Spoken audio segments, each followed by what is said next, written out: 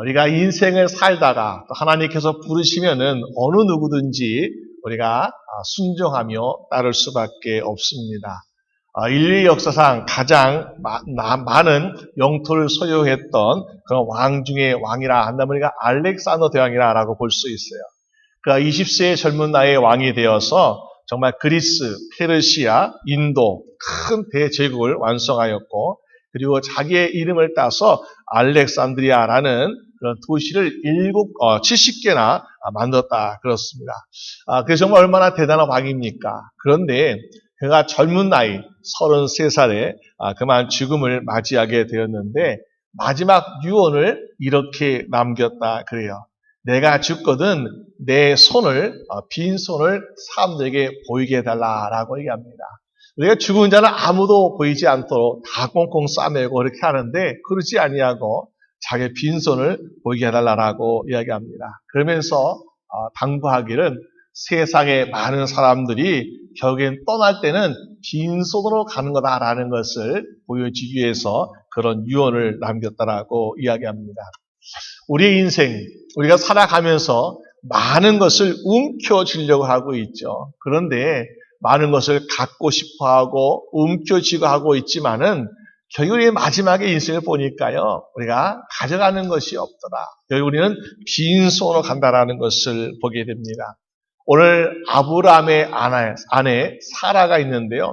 이 사라가 어떤 인생을 살았습니까? 남편을 따라서 이제 고향을 떠났습니다. 그리고 하나님의 약속을 바라고 살았는데 약 25년 동안 약속이 이루어지지 않았어요. 그러다가 90세에 아들 이삭을 낳았습니다. 아들 이삭을 낳는데 보니까 어땠어요? 오늘 본문 1절 말씀하기를 127세를 살았더라. 그러니까는 이제 사라의 나이가 127세에 이제 죽게 되었고, 아들은 약 37살 정도 되는 청년이 되고 있지 않습니까? 그런데 문제는 무엇일까요? 자기가 있는 유일한 아들인데 아직 노총각이더라라는 것이요. 사라 입장에서, 어머니 입장에서 하나밖에 없는 아들, 내가 이제 죽게 되었는데 아직 결혼하지 못해서 가정을 꾸리지 못한 그 아들 이삭을 생각하며 얼마나 마음 아프고 아쉬웠겠습니까? 여러분, 그런데 사라 인생, 결국 우리는 험하다라고 볼 수 있겠지만은 또 그렇지 않은 것을 보게 돼요. 왜냐하면 사라의 태어남과 사라의 인생, 또 사라의 죽음, 여기에 대해서 이렇게 여자로서 성경에 기록됐다는 것은 다른 사람이 이렇게 기록되지 않았거든요. 정말 그런 면에서 하나님은 열국의 어머니라는 그 축복 때문에 사라의 모든 인생을 성경에서 이렇게 기록하고 있지 않는가. 그리고 사라가 마지막 죽음 직전까지 아이고 내 아들 장가 못 가서 어떡할까 라고 했던 그 걱정도 어떻게 되고 있습니까? 사라가 죽은 지 3년 뒤에 리브가라고 하는 아주 훌륭하고 또 지혜로운 며느리가 들어왔죠. 그러니까 이 자기 걱정 근심이 하나님이 다 채워주는 것을 보게 되죠. 여러분, 혹시 우리가 인생을 살면서 어떤 꿈이 있고 어떤 계획이 있잖아요. 야, 내가 살아있는 동안 이거 다 이뤘으면 좋겠다라고 하는 그런 걱정도 있고 꿈도 있고 계획도 있는데요. 우리가 혹시 그것을 다 이루지 못하고 하나님 부르심 받을지라도 사라 같은 인생을 보니까 하나님의 약속과 축복 가운데 사람은 하나님께서 언젠가는 반드시 이루어지심을 믿으시는 여러분 되시기를 주님의 이름으로 축원합니다. 그래서 우리의 걱정은 오늘로서 족하다. 그리고 내일의 걱정할 필요가 없다라는 것을 보여주고 있더라는 것입니다. 그러나 우리가 사라의 인생, 이제 127년을 살다가 하나님께 부르셨는데 이 사라의 죽음을 통해서 우리에게 가르쳐주고자 하는 것이 무엇인가? 크게 두 가지 말씀 보려고 합니다. 먼저는요, 우리의 인생은 순례자 같은 나그네 인생이다라는 것을 보여주고 있다라는 것입니다. 사라가 죽은 뒤에 남편 된 아브라함이 어떻게 하고 있습니까? 해쪽 속에 찾아갔어요. 그러면서 4절에서 말씀하기를 4절에 나는 당신들 중에 나그네니라 라고 이야기하고 있습니다. 나그네. 여러분, 우리가 나그네는 외국 사람이라고 볼 수 있는데요. 외국 사람 중에 어떤 외국 사람인가? 땅 한 평도 없는 외국 사람이다라고 볼 수 있는 거죠. 우리가 나그네, 외국 사람 같은 경우에 보면 어떤 사람입니까? 물질도 많고 힘도 있고 권세가 있는 사람도 있어요. 오늘 사실 아브라함 보게 되면요. 집안에 318명 되는 아주 용사를 가지고 있는 그런 부자였습니다. 그런데 이 블레셋 땅에서는 나그네예요. 외국 사람이에요. 더군다나 땅이 한 평도 없는 그런 사람이었다라는 것을 보게 됩니다. 그만큼 부유하고 그만큼 능력이 있는데 왜 땅이 한 평도 없었을까라는 것을 한번 우리가 의심해 볼 수 있습니다. 그런데 아브라함 마음에는요, 무엇이 있을까요? 하나님께서 이 블레셋 땅에 인도하신 것도, 하나님께서 나를 이곳까지 인도하신 것도 언젠가 또 인도하실 것이기 때문에 나는 나그네다라는 큰 생각을 가지고 있다는 거죠. 그래서 사실 아브라함은요, 땅에 대한 욕심이 없었어요. 어떤 욕심이 있을까요? 하나님께서 어떤 말씀을 나에게 주시는가, 그 말씀이 나에게 어떻게 이루어질까라는 그 기대감을 가지고 항상 순종하며 살았다는 것을 보게 됩니다. 그래서 예수님도 우리에게 이런 말씀하고 있잖아요. 마가복음 6장에 보니까 12명의 제자들을 짝을 지어서 보내실 때에 말씀하셨어요.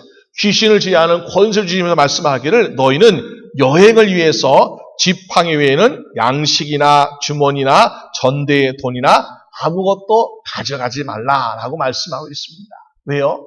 중요한 것은 주의 말씀과 주의 능력 가지고 사명을 이룬 인생을 사는 것이 야 너희 거기 가서 얼마나 큰 집을 지을 것인지 얼마나 돈을 많이 벌을 것인지 이거 생각하지 말고 하나님의 주신 사명을 감당하라 라고 그렇게 파송하고 있는 모습을 보게 됩니다. 오늘 본문의 아브라함도 그렇지 않았을까요? 비록 그가 물질도 많고 힘도 많았지만요. 그건 중요하지 않아요. 하나님께서 아브라함을 통해서 이루시고자 하는 그 약속, 그 꿈, 그 계획이 사명이 더 중요하다라는 것을 보여주고 있습니다. 여러분 오늘 저희 인생 우리는 무엇을 가지고 살아갑니까? 오늘 여러분들 우리가 하나님 나 물질 필요합니다. 나 건강 필요합니다. 나 지혜 필요합니다. 구할 수 있잖아요. 그런데 그거 다 얻기 위해서는요. 하나님 내게 사명 주세요. 그래서 내가 사명을 이루기 위해서 나는 건강도 필요하고요. 주님이 주신 사명을 감당하기 위해서 지혜와 능력도 필요합니다. 그러면은 하나님께서 주신 사명을 이루기 위해서 하나님은 저 여러분들에게 놀라운 능력과 지혜와 건강과 모든 것을 다 주시는 놀라운 인생 될 줄로 믿습니다. 그래서 우리는 하나님의 사명을 가지고 사는 모습을 보여줘야 한다는 것을 알려주고 있습니다. 여러분 그렇기 때문에 우리가 주님이 주신 사명을 가지고 살아야 되는데 때로는요 그렇지 못한 사람들도 있습니다. 왜? 물질에 마음을 두고 있기 때문에. 그래서 마태복음 19장에 보니까요. 어떤 사람이 예수님께 찾아왔어요. 그리고 이렇게 얘기합니다. 선생님, 어떻게 해야 영생을 얻을 수 있겠습니까? 라고 질문합니다. 여러분, 우리가 어떻게 하면 영생을 얻을 수 있겠습니까? 영생 얻는 거, 구원받은 사람은요, 영생 얻게 되죠. 그러면 우리는 쉽게 대답할 수 있어요. 영생 얻기 위해서는요, 예수님 믿으면 돼요. 라고 말할 수 있습니다. 얼마나 간단합니까? 그런데 예수님께서는 그 젊은 청년에게 이렇게 말씀하셨습니다. 야, 너의 가지고 있는 소유를 팔아가지고 가난한 자들에게 나누어 주어라. 아니, 더 쉬운 방법이 있는데 예수를 믿기만 하면 영생이 주어지는데 왜 그 젊은 청년에게는 그런 말씀을 하셨을까? 왜 그랬을까요? 그 젊은 청년에게는요, 예수 믿고는 싶어요. 그렇지만은 예수 믿으려고 하는데 자기가 가진 그 물질에 더 마음이 크기 때문에 믿음이 들어갈 자리가 없더라라는 사실입니다. 그래서 예수님께 그 젊은 청년이 가지고 있는 마음을 사놓고 있는 그 물질 때문에 믿음이 들어갈 수 없으니까 그 물질을 비워두기 위해서 그런 말씀하고 있지 않습니까? 그런데 그 청년이요 그렇게 순종하지 못했습니다. 자기의 물질이 많은 거로 근심되어서 예수님을 떠났다라는 안타까운 말씀을 두고 있습니다. 물질에 대한 마음을 조금 더 비워두고 예수님을 따랐다면 그 젊은 청년의 소원대로 정말 영생 얻고 천국 갈 수 있는 것인데 그렇지 못한 안타까운 인생을 있는 것을 보게 되죠. 또 어떤 사람 보니까요. 우리 신은 사명이나 축복을 얻어야 되는데 너무나 가족, 친척, 관계 이런 거에 우리가 집착하다 보니까 하지 못한 사람도 있어요. 마태오 8장에 보니까 어떤 사람이 예수님을 따르던 중에 이렇게 예수님께 이야기합니다. 예수님, 내가 아버지의 장례식을 치르고 오게 해주시오. 그리고 예수님 따르겠습니다. 라고 이야기합니다. 우리가 사실 부모, 또 자녀, 가족이 이런 어려움 당했으면요, 마땅히 그래 가서 일을 다 치르고 와라 이렇게 말씀할 수 있잖아요.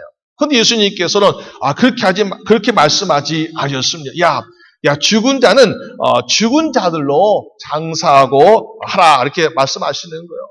아니 왜 그러셨을까? 가족도 소중한데 왜 그렇게 했을까요? 그 당시 유대인의 문화를 보니까요, 이 가족 특히 아버지, 어머니 같이 부모님이 돌아되면은 일주일 동안 아무것도 하지 않습니다. 집 밖에 나오지도 아니하고 회당에도 가지 아니하고 그리고 한 달 동안 보니까 씻지도 아니하고 또 때로는 1년 동안 어떤 기쁜 행사나 모임에 참석하지 않는 그런 모습을 보게 됩니다. 그러니까는 예수님의 인생 어떻습니까? 예수님께 이 땅에서 사역하신 이 3년이란 짧은 시간밖에 없는데 장례를 제대로 치르기 위해서는요, 그것이 일주일 걸릴지, 한 달 걸릴지, 1년 걸릴지 아무도 장담할 수 없다는 거야. 그러니까 1년 뒤에 내가 예수님 따라가겠습니다. 그런데 예수님이 안 계신다면은 왜 어땠습니까? 기회가 없다는 거죠. 그래서 예수님께서는 그 젊은 청년에게 죽은 자들로 하여금 장사하게 하라라고 말씀하고 있습니다.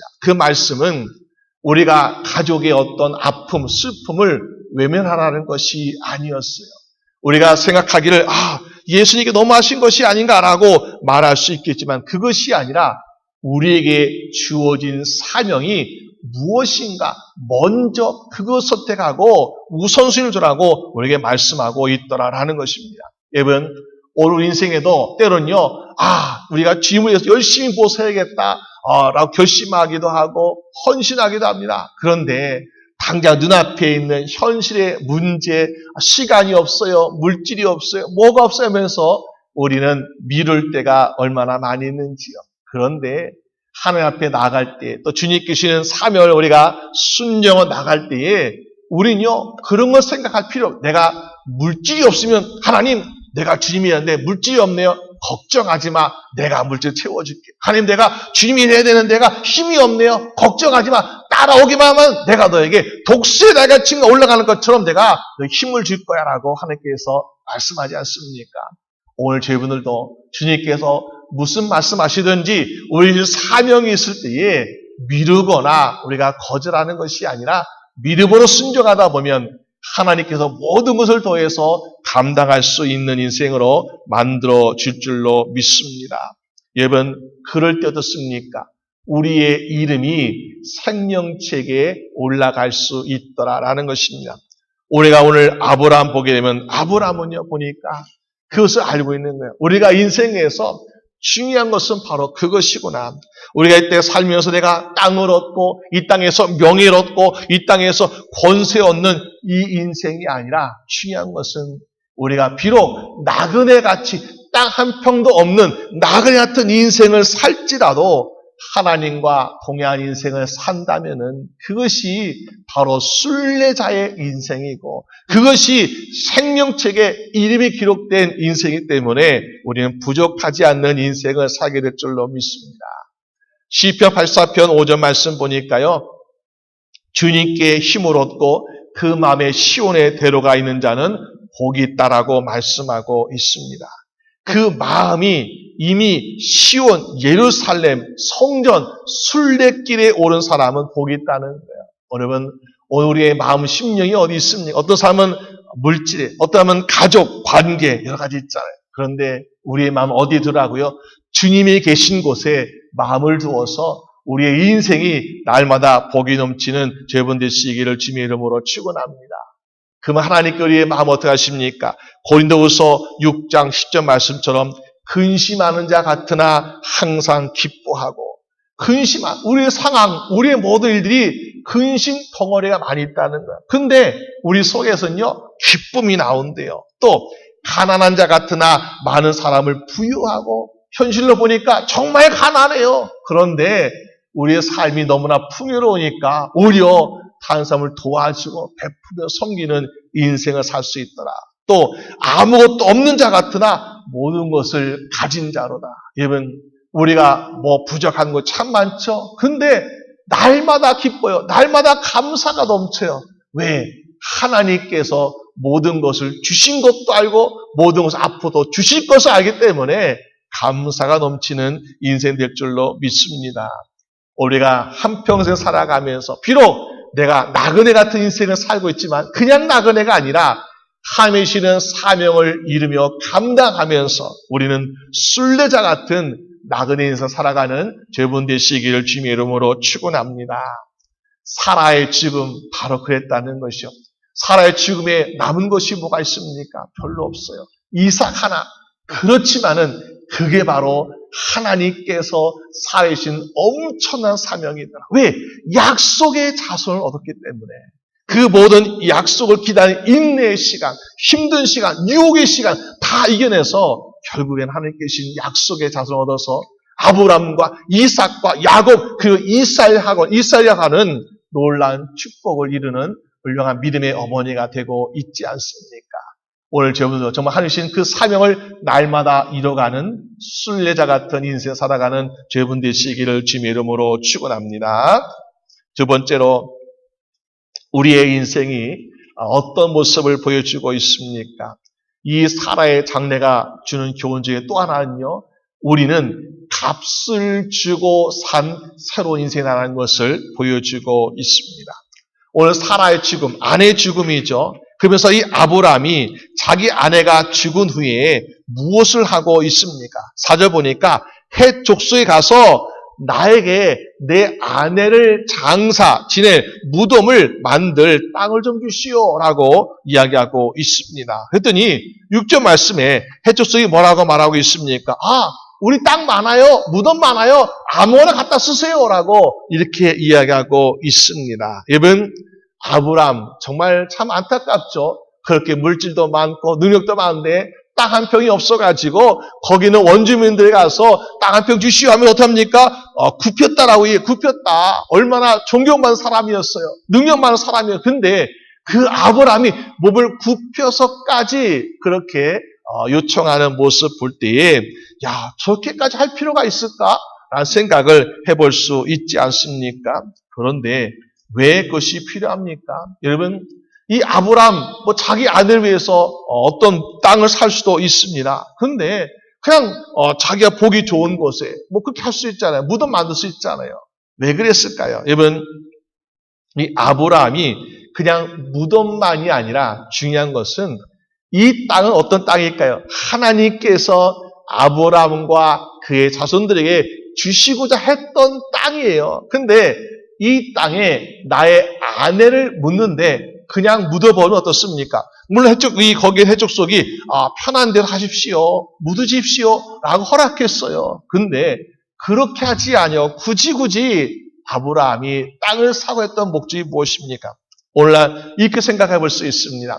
우리가 만약 친척 중에 어떤 묘지를 만들 땅이 있어요. 근데 친척이니까 아는 사람이니까 우리 가족을 좀 묻게 해주세요. 장사지게 해주세요. 물론 괜찮습니다. 마음대로 하세요. 하고 할 수 있습니다. 근데요. 시간이 지나면 지날수록 어떻게 됩니까? 때로는 그 무덤이 보니까 주택가가 될 수 있고 또 어떤 상가가 될 수 있고 그렇지 않습니까? 그러면요. 무덤을 허물어야 돼요. 땅이 없어져야 돼요. 그러면은 내가 거기에 소유권이 없잖아요. 그럼 어떻습니까? 그러면 그 무덤을 허물어도요. 내가 어떻게 주장할 권리가 없는 거야. 그런데 반면에 여기에 분명히 나의 소유로 된 내 가족 소유된 땅이 있어요. 거기에 무덤 만들었어요. 그러면 너 거기에서 내가 여기다 집을 짓겠습니다. 내가 여기다 큰 상가 짓겠습니다. 아니요, 안 됩니다. 여기는 우리의 땅이다라고 말할 수 있는 거죠. 여러분, 지금 아브라함이 자기 아내를 위해서 무덤 만들 때 해족속이 허락해 줍니다. 지금은 괜찮아요. 그렇지만은 100년, 200년, 300년, 400년 나중 세월이 흘렀을 때 여기 이 땅이 허물어지면 어떻습니까? 이 땅에 이 무덤에 대해서 주장할 권리가 없어지더라는 것이죠. 그렇기 때문에 아브라함은 이 땅에 대한 권리, 이 무덤에 대한 권리를 얻고자 이 땅을 사고 있는 모습을 보게 됩니다. 그런데요, 이번 이 땅을 사는데 정말 엄청난 값을 치르고 있는 것을 보게 되죠. 얼마나 값을 치르고 있느냐? 사실 이들은 그냥 말로는 허락하고 있지만요, 그들 마음은 돈 주고 사세요라는 말을 하고 있습니다. 이 해적성이야. 그러면서 아브라함이 낸 그 값이 얼마냐 보니까는 400세겔을 주고 이 무덤을 샀다라고 이야기하고 있습니다. 400세겔. 아브라함의 시대에 400세겔 주고 무덤을 샀어요. 근데 물론 시간이 약 1000년이 흘렀거든요. 1000년 뒤에 북이스라엘 땅이 보니까 이 수도 사마리아 성을 짓기 위해서 그곳에는 원주민에게 땅을 샀습니다. 쉽게 해서 우리가 서울 같은 수도를 만들기 위해서 땅을 샀는데요. 그 당시에 땅값이 1000세겔 주고 땅을 샀다라고 이야기하고 있습니다. 6000세겔. 그러니까 6000세겔 주고 땅을 샀는데 1000년 전에 400세겔이면요. 엄청난 돈이겠죠. 물가 같이 본다면은. 그런데 아브라함은 그렇게 무덤 하나 사고자 하기 위해서 비싼 값을 치르고 그걸 샀던 것을 보게 됩니다. 왜 그랬을까요? 창세기 15장 7절 말씀이 하나님께 말씀하기를 나는 이 땅을 내게 주고 업을 삼게 하려고 너를 갈대아 우리에서 이끌어 여와라. 하나님의 주신 약속의 땅이기 때문에 비싼 값을 치르고서라도 아브라함은 그 땅을 소유하게 되는 것을 보게 됩니다. 여러분, 오늘 우리에게 하나님께 주신 약속이 있습니다. 축복이 있습니다. 물론 우리가 거저주신 선물이에요. 그런데 이것을 얻기 위해서 우리는 아무것도 하지 아니하고 그냥 얻었다고 너무 좋아하잖아요. 그런데 결코 그런 것이 아닙니다. 얼마나 약속이 중요한지, 얼마나 축복이 귀한지, 이거는 정말로 큰 희생을 치르고 얻은 거 아니겠습니까? 하나님의 독생자 예수 그리스도 십자가에 달리시어 우리의 모든 죄값을, 모든 벌의 값을 다 치르셔가지고 우리 신 생명이 곧 바로 영생이고 천국에 가는 인생인 줄로 믿으시기를 바랍니다. 그렇기 때문에 우리는 그것을 소중히 여겨야 돼요. 야, 우리에게 주신 이 생명, 영생 얼마나 소중한 것인가. 이거는 우리가 그냥 값을 샀다라고 말하지만은 그냥 값이 아니라 예수 그리스도라는 정말로 값을 치를 수 없는 엄청난 값을 치르고 산 것이다. 그러니까는 우리 영생에 대해서, 천국에 대해서 어떻게 합니까? 자랑스럽게 생각할 수 있는 거죠. 여러분, 오늘 우리가 가진 영생과 축복을 자랑스럽게 여기고, 그래서 이것을 받은 인생이기 때문에 우리는 이전과 같이 사는 것이 아니라 새로운 인생을 살아가는 죄분 되시기를 주님의 이름으로 축원합니다. 아브라함도요, 자기 아내를 위해서, 사라를 위해서 이 막벨라 굴을 샀습니다. 그리고 밭을 샀습니다. 땅을 샀습니다. 그러니까 어떻게 해요? 자기 아내도 죽었고 여기서 묻히게 되었습니다. 자기도 여기서 묻히게 되고, 또 그리고 이삭도, 또 그 아내도, 야곱도, 그 아내도. 여러분, 나중에 야곱이 어땠습니까? 야곱이요, 살다가 가뭄, 기근 재앙이 들었어요. 그러면서 그 아들 요셉이는 애굽 땅에 이민 가게 됐어요. 애굽 땅에. 그때 요셉에게 또 아들에게 이렇게 당부하지 않았습니까? 야, 혹시 내가 죽거든 나를 애굽 땅에 묻지 말고 나의 조상이 있는 그 막벨라 굴에 나를 묻어달라. 그리고 어디요? 정말로 야곱이 죽으니까요, 요셉과 그의 가족들이 먼 길로 정말 그 아버지를 모시고, 시신을 모시고 그 막벨라 굴에 가서 묻은 것을 보게 됩니다. 그런데요, 그 여정이 어땠습니까? 나중에 이스라엘 백성들이 애굽에서 400년 동안 종살이하고 자유하던 다음에 그들이 하나님이 주신 기업으로 받은 그 땅, 바로 약속의 땅, 그것이 바로 막벨라 굴이 있는 그 약속의 땅이 되고 있더라는 사실입니다. 왜?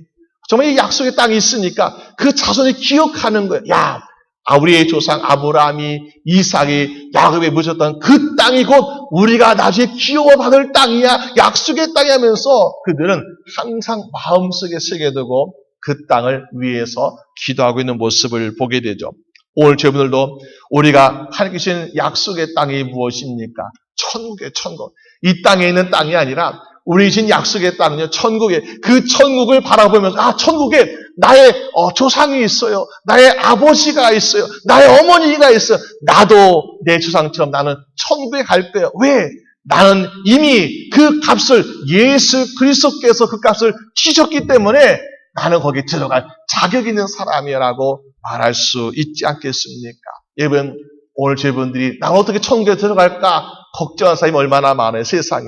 근데 우리는 이미 막벨라 굴에 묻혀있는 그 가족들처럼 우리도 천국에 들어가 있는 우리의 조상, 믿음의 조상들이 있죠. 우리 가족들이 있죠. 근데 예수님께 다 값을 치셨기 때문에 우리도 당연히 들어갈 수 있는 자격 가지고 있는 줄로 믿으시길 바랍니다. 그래서 십자가의 값을 치렀던 우리의 모든 인생 어떻게 살라고 말씀하고 있습니까? 고린도전서 7장 23절에 너희는 값으로 사신 것이니 사람들의 종이 되지 말라. 사람의 종이 되지 말라. 왜? 사람의 종이 될 때는 우리가 때때로 믿음을 버릴 때가 있어요. 믿음을 포기할 때가 있어요. 근데 사람의 종이 되지 말고, 사단의 종이 되지 말고, 마귀의 종이 되지 말고, 우리는 오직 주님의 자녀로서 당당히 살아가는 죄본 되시기를 주님의 이름으로 축원합니다. 우리 인생의 때로는 얼마나 힘든 인생을 살고 있습니까? 그런데 예수님께서 모든 값을 치셨잖아요. 그래서 이사야서 55장 1절 말씀 보니까 너희 목마른 자들아 물로 나오라. 돈 없는 자도 오라. 너희는 와서 사 먹되 돈 없이 값 없이 와서 포도주와 젖을 사라. 우리 육신의 배고픔과 목마름 이것뿐만 아니라 우리 영혼의 배고픔과 우리 영혼의 갈급함을 우리가 정말 힘들어하고 있을 때에 이미 우리 위해서 다 치르신 그 모든 축복과 모든 생명수를 맞을 수 있다라고 성경은 말씀하고 있습니다. 그래서 우리 구약시대 성도들은요, 어떻게 살았습니까? 내가 어디에 묻힐 것인가 참 고민하잖아요. 오늘 아브람도 그렇고 사라도 그렇고 그의 사람도 보니까는 어디에 묻히면 참 좋겠는가 이거 참 고민합니다. 그런데 우리가 신약의 성도들은요, 우리는 무엇을 고민해야 될까? 어디에 묻힐까 고민할 필요가 없어요. 우리는 어디에서 주님 맞이하고 부활의 생명을 얻을 것인가. 그것을 고민하는 죄분 되시기를 주님의 이름으로 축원합니다.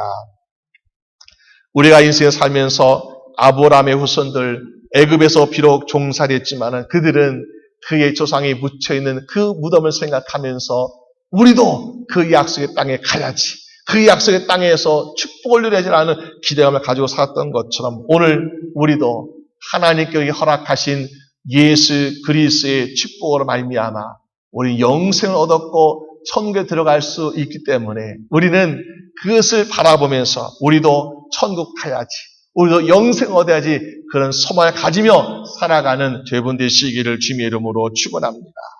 오늘 사라의 장래가 주는 교훈은 그런 것 같아요.